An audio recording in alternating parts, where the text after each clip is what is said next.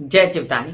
Beauty with astrology की founder मैं कामिनी खन्ना आप सभी समझदार दर्शकों के आगे एक बार फिर एक विस्तृत चर्चा लेकर हाजिर हूँ। बुध मकर राशि में प्रवेश कर रहे हैं। अब ये समझ लीजिए कि बुध की मकर राशि के स्वामी शनि से दोस्ती है और बुध मकर राशि में जाके अच्छा ही करने वाले हैं।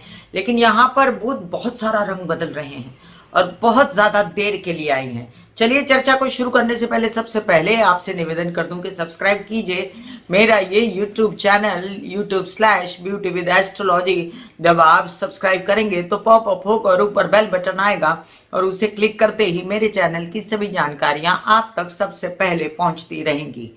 मैं जो राशिफल बताती हूँ वो लग्न के अनुसार होता है और आपको अगर कंसल्टेंसी चाहिए तो व्हाट्सएप नंबर मैंने दिया हुआ है इसी वीडियो के अंदर, उस पे जाकर आप मुझे व्हाट्सएप कर सकते हैं। तो चलिए अब जानते हैं हम विस्तृत रूप से कि ये बुध जो मकर राशि में आ रहे हैं, जो 2 महीना 7 दिन वहां पर टिकने वाले हैं, वक्री होने वाले हैं, अस्त होने वाले हैं, नक्षत्र बदलने वाले हैं, बड़ा ही रंग बदलने वाले हैं।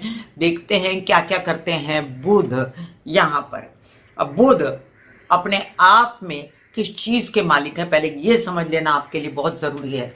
बुध आपके व्यवसाय के मालिक, अंक, गणित, बुद्धि, बुद्धिमानी, किसी भी प्रकार का लेखन, किसी भी प्रकार का आर्ट, खेती, टेक्नोलॉजी, इंटरनेट और न जाने कितनी ऐसी विधाएं जिसमें खेती इन्वॉल्व है, उन सब के और भी बड़ी सारी चीजों के बुध मालिक होते हैं। जैसे बुध की बात करें हम अपने बॉडी में, तो बॉडी में आपके त्वचा के मालिक होते हैं, आपके फेफड़ों के मालिक होते हैं, आपके हाथों के मालिक होते हैं, मतलब ये जो फिंगर्स होती हैं उसके मालिक होते हैं, नर्व्स के मालिक होते हैं, बुद्धि के मालिक होते हैं, मतलब जिनका बुध बिगड़ जाता है या बुध मंगल की या बुध चंद्र की दशा में मानसिक दशा खराब हो जाती है, इसके साथ बुध मालिक होते हैं। आपके किडनीज के बुध जो है मालिक होते हैं, आपके विचारों के, आपकी व्यावसायिक स्किल्स के बुध मालिक होते हैं। और बुध जो है अपने आप में बहुत ही प्रभावशाली ग्रह रहते हुए भी इसको नपुंसक कहा जाता है। क्यों? क्योंकि ये जिसके साथ बैठते हैं उसी की तरह हो जाते हैं। चंद्रमा और बुध ये 2 ऐसे ग्रह हैं जो जिसके साथ बैठेंगे उसके तरह वो बोलना शुरू कर देते हैं। मतलब कहते हैं ना कि जहां गए उसके हो लिए, while in Romans do as Romans do, ऐसा व्यवहार इनका है।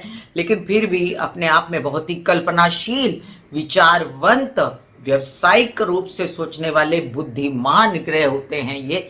और जिन लोगों के बुध लगन होते हैं, मतलब कन्या और मिथुन, ये अपने आप में हंसने खेलने एंजॉय करने वाले, फिर साथ में धीर गंभीर, अपने लोगों को सपोर्ट करने वाले, बहुत ज्यादा लोगों के बीच रहने वाले और आनंदी किस्म के इंसान होते हैं। चलिए अब जानते हैं कि मकर राशि क्या होती है।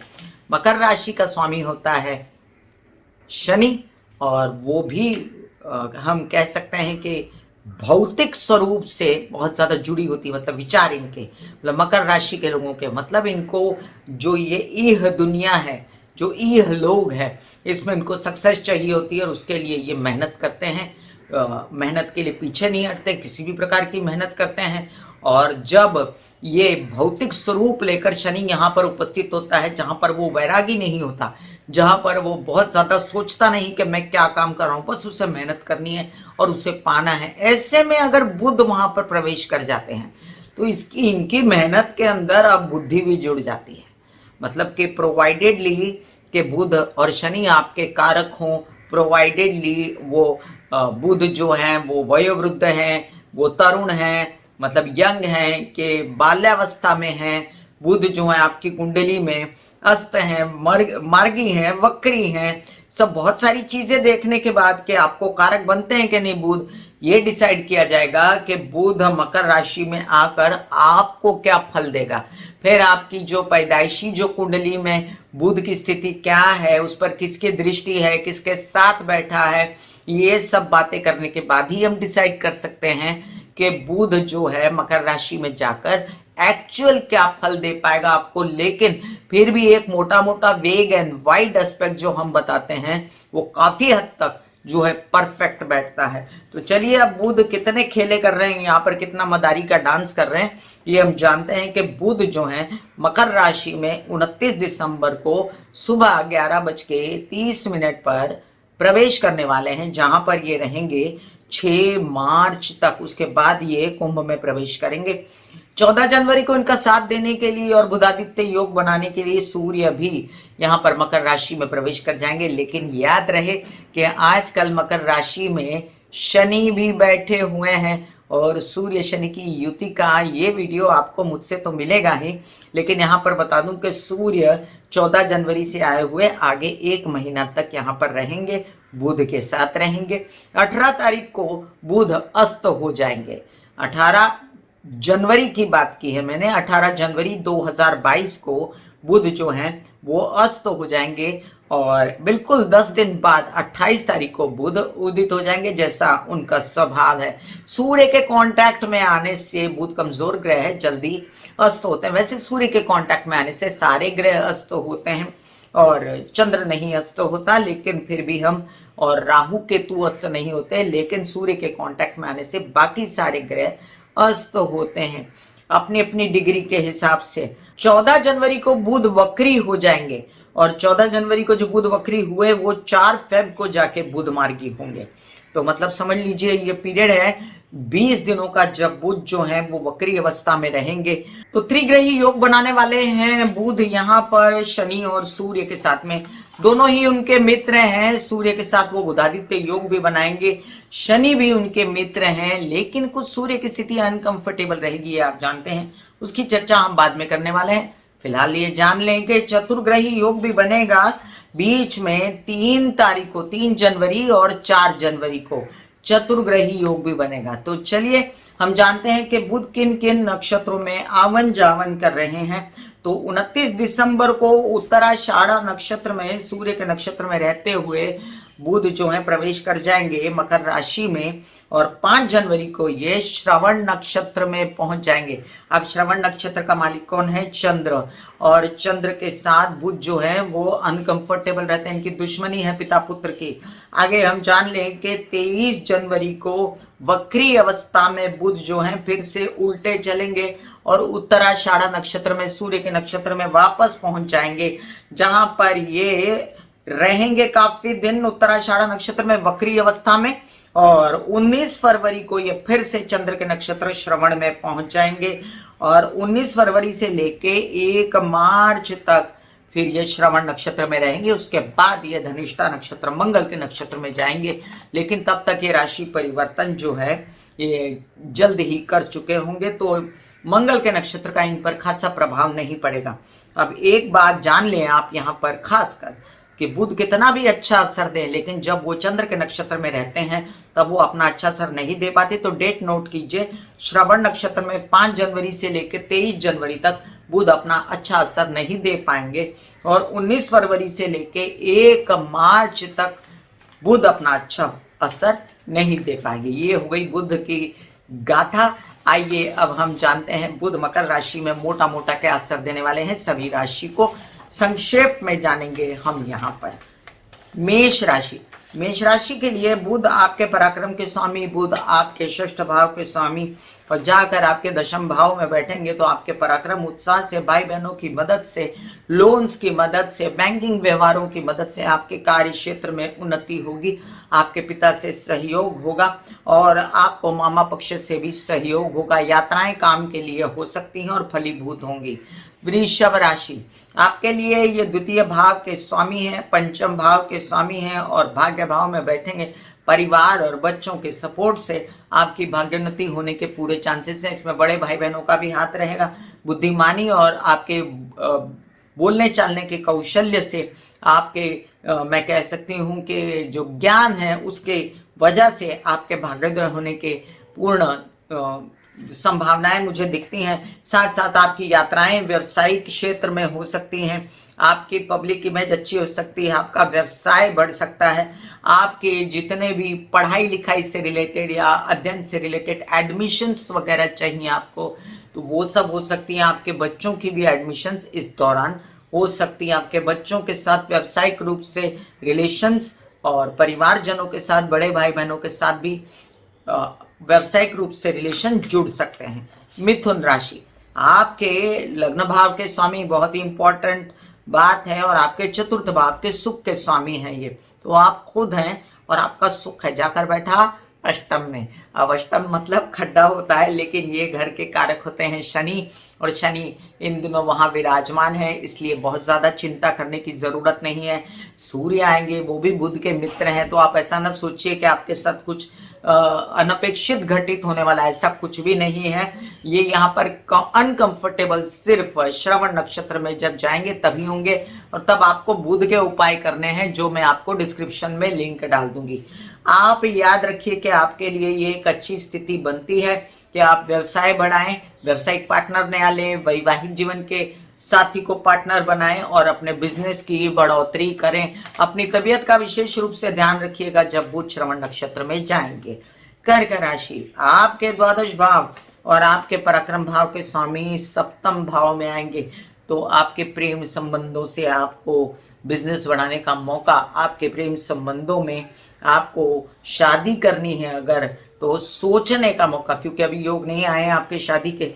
और अगर आप चाहते हैं कि आपके छोटे भाई बहनों के साथ आप व्यवसाय करें, तो वो व्यवसाय भी बढ़ सकता है, आपकी यात्राएं हो सकती है जिनमें आपको अनपेक्षित फायदा होगा, और आप बढ़ सकते हैं आगे व्यवसाय के लिए। सिंह राशि, आपके ये लाभ और धन भाव दोनों के स्वामी होते हैं, तो आपके लिए तो पैसा है बुध, और जैसे ही बुध आपका जो है षष्ठ भाव में आएगा, तो षष्ठ भाव में बुध बुरा नहीं मानते, क्योंकि काल पुरुष की कुंडली के हिसाब से कन्या का बुध जो होता है वो उच्च का होता है, तो वो आपको व्यवसाय में वृद्धि देगा, धन बढ़ाएगा, पैसा लाएगा, खुशियां लाएगा परिवार में, पैतृक संपत्ति से रिलेटेड विवाद खत्म करेगा, और साथ साथ आपके कोर्ट केसेस वगैरह में भी आपको बुद्धिमानी से, चातुर्य से आपको निकालेगा उसमें से। याद रहे, जब बुध चंद्र के नक्षत्र में रहेगा तो ऐसा कुछ नहीं होगा। कन्या राशि, आपके दशम भाव और आपके प्रथम भाव के स्वामी बुध जो हैं पंचम भाव में बैठेंगे, बुद्धिमानी से आपकी पर्सनालिटी में इजाफा, आपके कार्य क्षेत्र में इजाफा, पिता से सहयोग, आपके व्यवसाय का लेखन या कहते हैं अंक गणित या राइटिंग या आपके कोई ऐसे काम जिसमें खेती जुड़ी हुई है, टेक्नोलॉजी है, इंटरनेट है, इन सब चीज़ों से कामों में आपको उन्नति होगी, आपके बच्चों की उन्नति होगी, वो भी इसी प्रकार से आगे बढ़ने की कोशिश करेंगे। आपकी बुद्धि सजग होगी, बीच में नर्वस भी हो सकते हैं आप जब बुध श्रवण नक्षत्र में आएगा। ऐसे में आपको क्या करना है, बुध के उपाय, और उसका डिस्क्रिप्शन में मैं लिंक डाल देती हूँ। तुला राशि, तुला राशि के लिए आपके भाग्य भाव आपके द्वादश भाव का स्वामी है, जाकर बैठेगा आपके चतुर्थ भाव में। थोड़ा सा चिंता करने वाली बात है, लेकिन फिर भी मित्रों के साथ है, इसलिए बहुत ज्यादा ही चिंता करने की जरूरत नहीं। आपके जो काम चलते चलते थोड़ा बहुत आप उससे डाइवर्ट होके आप चले गए अपनी रेनोवेशन करने, आप चले गए अपने वाहन खरीदने, तो काम से डाइवर्ट हो जाएंगे, खर्चे अंधाधुंध कर देंगे, प्रेम संबंधों में विचलित हो सकते हैं, और हो सकता है आप घर लेने की सोच में बाकी सब चीज़ों को भूल कर घर लेना करें, तो ये भी कोई बुरी बात नहीं, आप कर सकते हैं ये काम। वृश्चिक राशि, आपके अष्टम भाव और आपके लाभ भाव के स्वामी जाकर बैठेंगे पराक्रम में। तबीयत ठीक करने के लिए पूरी कोशिश करेंगे, डायग्नोज निकालेंगे, व्यवसाय बढ़ाने के लिए पूरा कोशिश करेंगे, पैसे निकालने के लिए पूरी कोशिश करेंगे। अच्छी बात है, कोर्ट केसेस, पैतृक संपत्ति से रिलेटेड विवाद, बड़े भाई बहनों के साथ विवाद, ताया चाचा के साथ विवाद खत्म करने के लिए पूरी कोशिश करेंगे। उत्साह उमंग बढ़ेगा, आपके यात्राओं में आपको फायदा होगा, छोटे भाई बहनों से फायदा होगा, गले की बीमारी ठीक होगी। लेकिन इतना जरूर याद रहे कि श्रवण नक्षत्र में जब आएगा बुध, तब ये बेचैनियां आपको दे सकते हैं। धनु राशि, सप्तम भाव और आपके दशम भाव के स्वामी जाकर बैठेंगे द्वितीय भाव में, तो आपके जो बोलने चालने का काम है, आपके जो किसी भी तरह से काउंसलिंग कंसल्टेशन का काम है उसमें वृद्धि होगी, खेती का काम है उसमें धन आएगा। अगर आप चाहते हैं पिता से सहयोग मिले वो मिल जाएगा। अगर आप चाहते हैं कि आपका व्यावसायिक सपोर्ट आपको व्यावसायिक पार्टनर से मिले वो मिलेगा। एक बात आपको मैं खबरदार कर दूं कि जब श्रवण नक्षत्र में ये आएंगे तो आपके विवाहित जीवन के साथी के साथ और व्यावसायिक जीवन के पार्टनर के साथ अनबन ना हो, इसका भी ध्यान रखिएगा। मैंने वो डेट दी है आपको वीडियो के शुरुआत में, तो उसे गौर से सुनिएगा। और अगर आप चाहते हैं कि आप कोई उपाय करें तो आपको उपाय बुध के नहीं करने हैं, ध्यान रखिएगा, आप गुरु के ही उपाय कीजिएगा। मकर राशि, मकर राशि के लिए आपके षष्ठ भाव का स्वामी और आपके भाग्य भाव का स्वामी लग्न में आकर बैठ गया। तो अब आपको जो चिंताएं थी कि आपको खूब सारे व्यवहार करने हैं कामकाज बढ़ाने के लिए और आपको जो ऑफर्स आ रहे थे उसको एक्सेप्ट करने के लिए, तो चलिए आगे बढ़ते हैं। अब तो आपकी हिम्मत, मेहनत, व्यवसाय सब बढ़ा हुआ है। आप चाह रहे हैं अपनी पर्सनालिटी को एक व्यावसायिक रूप से एस्टैब्लिश करने के लिए, तो वो भी हो रहा है। आप चाह रहे हैं कि आपकी कुछ बोलने चालने के काम बढ़ जाएं, मामा पक्ष से सहयोग, ननिहाल से सहयोग, आपको बैंकिंग रिलेटेड सहयोग, लोन्स रिलेटेड सहयोग, आपकी यात्राओं में शुभता सब आने वाला है। कुंभ राशि, आपके पंचम भाव का स्वामी आपके अष्टम भाव का स्वामी बैठेगा द्वादश में। ये स्थिति बेचैनी वाली है क्योंकि आपकी जो पंचम भाव की स्थिति है थोड़ी सी बेचैन हो सकती है। अभी अपने मित्र के घर में है इसलिए विदेश रिलेटेड जो काम कर रहे हैं उनके बढ़ेंगे।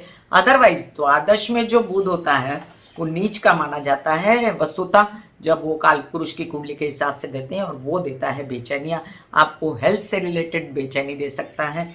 ये सब बातों के लिए आपको बुध के उपाय करना लाजमी है। मैं बुध के उपायों का डिस्क्रिप्शन में लिंक दिया हुआ है, वो देख लीजिए। मीन राशि, आपके लिए आपके चतुर्थ भाव के, आपके सप्तम भाव के स्वामी जाकर बैठ रहे हैं लाभ में। तो माता पक्ष से इतना तो पैसा आ जाएगा कि आप कुछ बिजनेस छोटा मोटा शुरू कर सकें, व्यवसायिक पार्टनर से, आपके विवाहित जीवन के पार्टनर से। तो जो लोग व्यवसाय कर रहे हैं ना, उन लोगों को, इन लोगों को साथ में लेके व्यवसाय करना चाहिए। घर में सुख सुविधा की वृद्धि हो सकती है।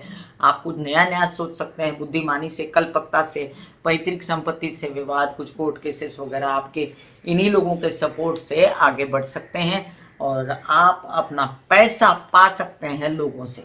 मैं कामिनी खन्ना बता रही थी बुध का स्थानांतरण और कितना कुछ बुध कर रहे हैं 2 महीना 7 दिनों में। If I am not wrong, मैं एक बार फिर देख लेती हूँ, 2 महीना 7 दिन बुध काफी दिनों के लिए आ रहे हैं मकर राशि में। फिर मिलूंगी इसी तरह कोई चर्चा लेकर, तब तक के लिए आगे दीजिए। धन्यवाद और नमस्कार।